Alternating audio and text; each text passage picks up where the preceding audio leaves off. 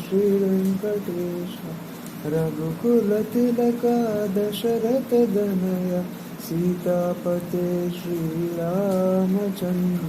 वेलुविलोला विजयगोपाला गोवर्धनगिरि गोकुलबाला पाण्डुरङ्गा पण्डरीनाथ जय हरि विठ्ठला जय हरि विठ्ठला जय हरि विठ्ठला जय. இன்னைக்கு நம்ம பார்க்க போகிறது இந்த பதிவில் வியந்து பார்த்த 2 விஷயங்கள் சோஷியல் மீடியாவில்.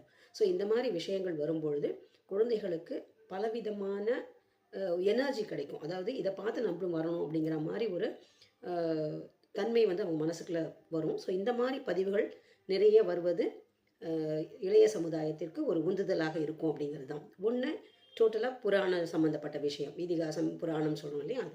இன்னொன்று ஸ்போர்ட்ஸ் சம்மந்தப்பட்ட விஷயம். முதல்ல பார்க்க போகிறது, இப்போ ஒரு சின்ன வீடியோ கிளிப்பிங் பார்ப்பீங்க. அதில் வந்து ஒரு சின்ன டிபிக்ட் பண்ணியிருப்பாங்க ராமருடைய காலத்தில் நடந்த ஒரு நிகழ்வு.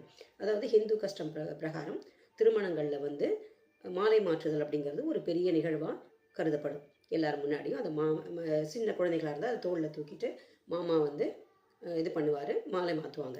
ஸோ அந்த மாதிரி மாலை மாற்றும் பொழுது தலையை குனியாமல் அந்த மாலை தன் கழுத்தில் விழாதபடி அவர் வந்து கொஞ்சம் இது பண்ணணும், வாங்காமல் இருக்கிறதுக்கு ஒரு இது இருக்கும். ஸோ அந்த மாதிரி பெண் சம்மந்தப்பட்ட இதுலேயும் அந்த மாதிரி பண்ணுறதுக்கான இதெல்லாம் உண்டு. ஸோ இப்படி பண்ணும் பொழுது ராமரோட காலத்தில் சீதை மாலை குனிஞ்சு வாங்குறா. சீதையோட மாலையை ராமன் வாங்கும் பொழுது அப்படியே நிற்கிறார் தலையை குனியாமல். அப்போது ரொம்ப நேரம் ஆகுது. இதை பார்த்த லக்ஷ்மணர் அந்த பக்கமாக வந்து ராமரோட காலில் விழுறாரு. விழுந்தவுடனே ஆட்டோமேட்டிக்காக அவரை குனிஞ்சு ஆசீர்வாதம் பண்ணி தூக்கும் பொழுது இவன் மாலையை போடுறா. ராமர் அவரை கட்டி தழுவுறாரு. லக்ஷ்மணரை எதுக்காக பண்ணான்னு அவருக்கும் தெரியும் இல்லையா. ஸோ அந்த நிகழ்வில் தம்பியுடைய அந்த எண்ணம், அது தனக்கு அண்ணிங்கிற வரவங்க ஒரு அம்மாவின் ஸ்தானம், அவருடைய லைஃபுங்கிறது என்னுடைய அண்ணன் கையில் இருக்குது. ஸோ என் அண்ணனும் அட்ஜஸ்ட் பண்ணிக்கணும் அப்படிங்கிறத புரிய வைக்கின்ற நிகழ்வு இது.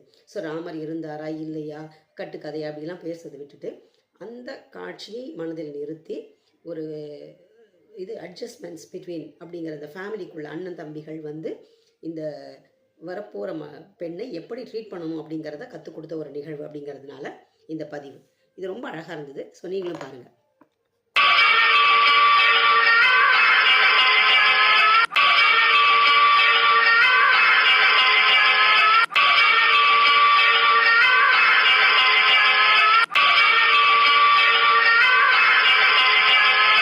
எல்லாருக்கும் ஒரு சினிமா பாட்டு தெரியும், மனம் நினைத்தால் அதை தினம் நினைத்தால் நினைத்தது நடக்கலாம் அப்படின்னு சொல்லிட்டு.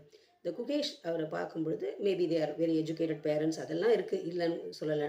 உடனே அவருக்கு நல்ல பேரண்ட்ஸு சப்போர்ட் இருக்குது, அதெல்லாம் சொல்லலாம். இருந்தாலும் அவனுடைய மனதில் சின்ன வயசில் நான் யங்கஸ்ட் சாம்பியன் ஆகணும் அப்படின்னு சொல்லியிருக்கிறத இன்றைக்கி அந்த பையன் பண்ணியிருக்கான். அப்படின்னா அதுக்கு ஒரே ஒரு காரணம் வந்து அவனுடைய கூடுதலான உழைப்பும் அந்த உழைப்போடு சேர்ந்த தன்னம்பிக்கையும் அந்த தன்னம்பிக்கையோடு கலந்த அவனுடைய அந்த எண்ணமும் தான். அந்த எண்ணத்தை டெய்லி அவன் விதைச்சிட்ருக்கான் மனசில், நான் வாங்கணும் அப்படின்னா அதுக்கு எப்படியெல்லாம் உழைக்கணுமோ அதையும் உழைச்சிருக்கான்.